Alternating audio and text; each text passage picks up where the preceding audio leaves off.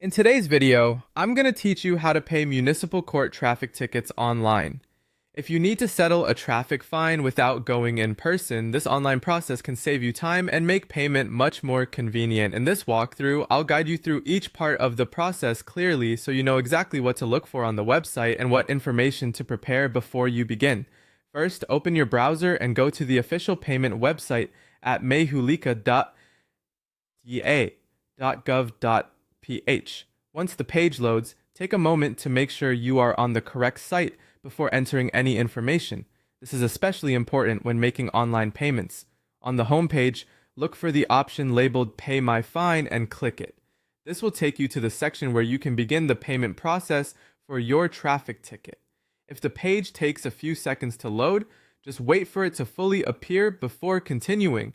Next, select your preferred payment method. The website will present the available options, and you can choose the one that works best for you. It's a good idea to have your payment details ready in advance so the process goes more smoothly.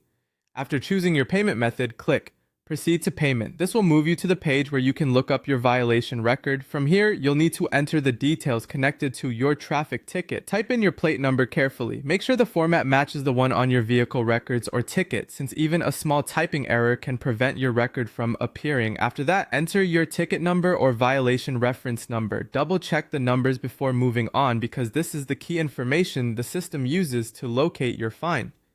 If you have both the ticket and the reference details in front of you, that will help avoid mistakes. Once those details are filled in, click the Check or Pay My Fine button. The system will then search for your record based on the information you entered. If everything was typed correctly, your violation record should appear on the screen. When your record is displayed, review the details carefully to confirm that it matches your ticket. Then proceed to payment to complete the transaction. At this stage, follow the prompts shown on the screen based on the payment method you selected earlier. And that's it.